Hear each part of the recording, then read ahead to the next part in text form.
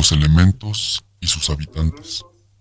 La exposición más lúcida y completa sobre neumatología, la rama de la filosofía que trata de la sustancia espiritual, que existe se debe a Platypus Aurelius Paracelsus, príncipe de los alquimistas y de los filósofos herméticos y verdadero poseedor del secreto real, la piedra filosofal y el elixir de la vida. Paracelso creía que cada uno de los 4 elementos primarios conocidos por los antiguos, la tierra, el fuego, el aire y el agua, estaba compuesto por un principio sutil y vaporoso y una sustancia corpórea vasta. Por consiguiente, el aire tiene una naturaleza doble. Está compuesto por una atmósfera tangible y por un sustrato volátil, intangible, al que podemos llamar aire espiritual. El fuego es visible e invisible, discernible e indiscernible, una llama espiritual y etérea que se manifiesta a través de una llama material y sustancial. Si continuamos con la anatología, el agua es un líquido denso y una esencia potencial de naturaleza fluida. La tierra también tiene 2 partes esenciales. El inferior es fija, terrenal e inmóvil, y la superior es enrarecida, móvil y virtual. En general, se aplica el nombre de elementos a las fases inferiores o físicas de estos 4 principios primarios y la expresión esencias elementales a sus correspondientes constituciones invisibles y espirituales.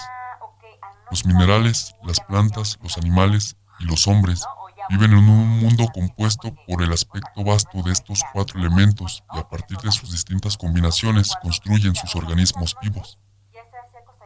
Henry Drummond, en La ley natural en el mundo espiritual, describe este proceso de la siguiente manera. Si analizamos este punto material en el que comienza toda la vida, veremos que consiste en una sustancia gelatinosa y amorfa, semejante a la albúmina o la clara de huevo. Está compuesta de carbono, hidrógeno, oxígeno y nitrógeno. Se llama protoplasma, y no solo es la unidad estructural con la que empiezan en la vida todos los cuerpos vivos, sino aquella de la que se componen posteriormente, el protoplasma, dice Huxley. Simple o con núcleo, es la base formal de toda la vida, es la arcilla del alfarero. El elemento agua de los filósofos antiguos se ha convertido en el hidrógeno de la ciencia moderna. El aire se ha convertido en oxígeno, el fuego en nitrógeno y la tierra en carbono. Así como la naturaleza visible está poblada por una cantidad infinita de criaturas vivas, en el equivalente invisible y espiritual de la naturaleza visible, compuesta por los principios tenues de los elementos visibles, viven, según Paracelso, gran cantidad de seres peculiares a los que ha dado el nombre de elementales y que posteriormente se han llamado espíritus de la naturaleza. Paracelso clasificaba a aquellos seres elementales en 4 grupos distintos que él llamaba gnomos, ondinas, silfos y salamandras. Enseñaba que en realidad eran seres vivos que muchos se parecían a los seres humanos por su forma y que habitaban sus propios mundos desconocidos para el hombre, porque sus sentidos, como no estaban bien desarrollados, no podían funcionar más allá de las limitaciones de los elementos más vastos. Las civilizaciones de Grecia, Roma, Egipto, China e India creían de forma implícita en sátiros, duendecillos y trasgos, y poblaban el mar de sirenas, los ríos y fuentes de ninfas, el aire de hadas, el fuego de lares y penates, y la tierra de faunos, dríadas y hamadriades. A estos espíritus de la naturaleza se los tenía en altísima estima y se les hacían ofrendas propiciatorias. De vez en cuando, como consecuencia de las condiciones atmosféricas o de la sensibilidad peculiar de los devotos, se volvían visibles.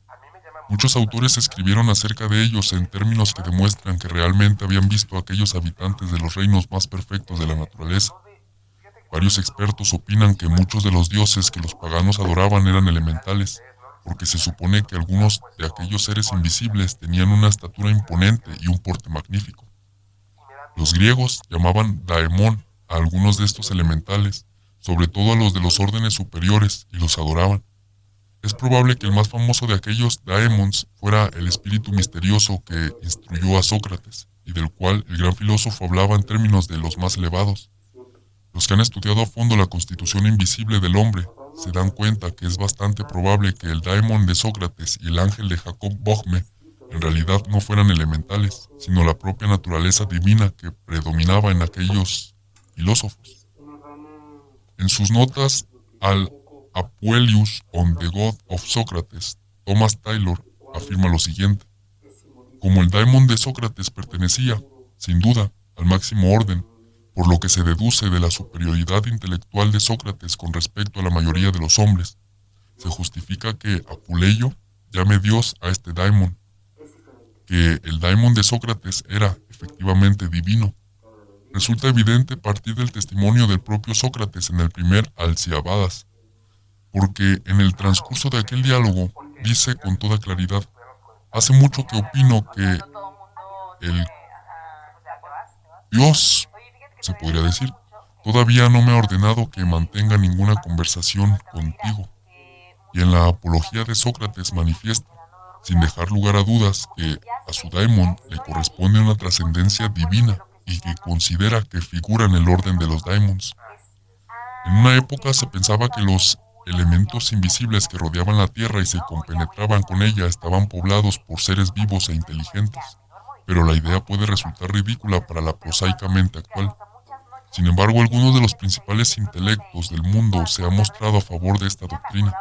Los silfos de Facius Cardane, el filósofo milanés, la salamandra que vio Benvenuto Cellini, la olla de San Antonio y la Petit Homme Rouge, el hombrecillo o gnomo rojo de Napoleón Bonaparte, han hallado un lugar en las páginas de la historia. La literatura también ha perpetuado el concepto de los espíritus de la naturaleza.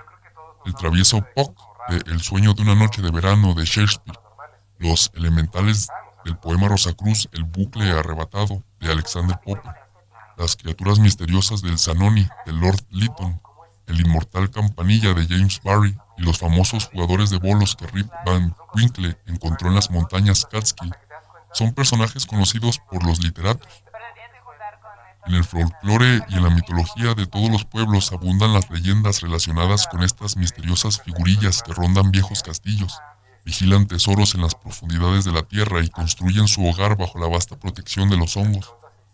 Las hadas son un placer para los niños, al que la mayoría de ellos renuncia a regañadientes. No hace mucho las principales mentes del mundo creían en la existencia de las hadas y todavía se sigue discutiendo si Platón, Sócrates y Jámblico estaban equivocados cuando reconocieron su realidad. Para describir las sustancias que constituyen el cuerpo de los elementales, Paracelso dividía la carne en dos tipos. Por un lado, la que todos hemos heredado de Adán, que es la carne visible y corpórea, y por el otro, la que no desciende de Adán, y que al estar más atenuada no estaba sujeta a las limitaciones de aquella. El cuerpo de los elementales estaba compuesto de carne transustancial. Paracelso afirmaba que hay tanta diferencia entre el cuerpo de los hombres y el de los espíritus de la naturaleza como la que hay entre la materia y el espíritu. Sin embargo, añade, los elementos no son espíritus porque tienen carne, sangre y huesos, viven y tienen hijos, comen y hablan, actúan y duermen, etc.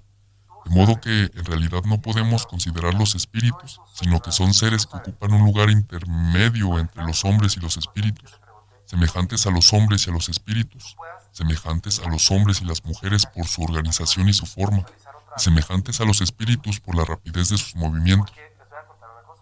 Más adelante, el mismo autor llama a estas criaturas composita, por cuanto la sustancia de las que están hechas parece una mezcla de espíritu y materia. Emplea el color para explicar la idea.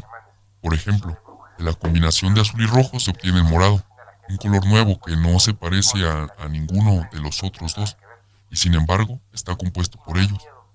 Lo mismo ocurre con los espíritus de la naturaleza. No se parecen a las criaturas espirituales ni a los seres materiales, y sin embargo están compuestos de una sustancia que podemos llamar materia espiritual, o éter. Paracelso añade también que, si bien el hombre está compuesto de varias naturalezas, espíritu, alma, mente y cuerpo, combinadas en una sola unidad, el elemental no tiene más que un solo principio, el éter, del cual está compuesto y en el cual vive. Recuerde el lector que por éter se entiende la esencia espiritual de uno de los cuatro elementos. Existen tantos éteres como elementos y tantas familias distintas de espíritus de la naturaleza como éteres. Estas familias están completamente aisladas en su propio éter y no tienen ninguna relación con los moradores de las demás éteres. Sin embargo, como dentro de su propia naturaleza, el hombre posee centros de conciencia sensibles a los impulsos de los cuatro éteres. Cualquiera de los reinos elementales se puede comunicar con él si se cumplen las condiciones adecuadas. Los espíritus de la naturaleza no pueden ser destruidos por los elementos materiales más toscos, como el fuego, la tierra, el aire o el agua, porque actúan a una velocidad de vibración superior a la de las sustancias terrestres. Al estar compuestos de un solo elemento o principio, el éter en el cual funcionan, no poseen un espíritu inmortal y al morir se limitan a desintegrarse y a regresar al elemento del cual se habrían diferenciado. Después de la muerte no se conserva una conciencia individual porque no existe ningún vehículo superior que la contenga. Al estar hechos de una sola sustancia, no hay fricción entre los vehículos, con lo cual sus funciones corporales no producen demasiado desgaste, de modo que viven hasta una edad avanzada. Los que están compuestos del éter terrestre son los que menos viven y los compuestos del éter del aire son los que más. La duración media de la vida está entre los 300 y los 1000 años. Paracelso sostenía que viven en condiciones similares a nuestros ambientes terrestres y que, en cierto modo, están sujetos a enfermedades. Se cree que estas criaturas no se pueden desarrollar espiritualmente, aunque la mayoría de ellas son de una moralidad elevada. Con respecto a los éteres elementales en los que existen los espíritus de la naturaleza, Paracelso escribió: viven en los 4 elementos, las ninfas en el elemento del agua, los silfos en el del aire, los pigmeos en la tierra y las salamandras en el fuego. También se los llama ondinas, silvestres, gnomos, vulcanos, etc. Cada especie se mueve solo en el elemento al que pertenece y ninguna de ellas puede salir del elemento correspondiente, que para ellos es como el aire para nosotros o el agua para los peces, y ninguna puede vivir en el elemento que corresponde a otra clase. Para cada ser elemental, el elemento en el que vive es transparente, invisible y respirable, como lo es la atmósfera para nosotros. El lector ha de procurar no confundir los espíritus de la naturaleza con las auténticas ondas de vida que se desenvuelven en los mundos interiores, invisibles, mientras que los elementales están compuestos por una sola esencia etérica o atómica. Los ángeles, los arcángeles y otros seres superiores y trascendentales poseen organismos complejos, formados por una naturaleza espiritual y una cadena de vehículos para expresar dicha naturaleza que no difiere demasiado de la humana, aunque sin incluir el cuerpo físico con sus correspondientes limitaciones. A la filosofía de los espíritus de la naturaleza se le suele atribuir un origen oriental, probablemente brahámico. Paracelso obtuvo su contacto durante su vida de andanzas filosóficas. Los egipcios y los griegos recogieron información de la misma fuente.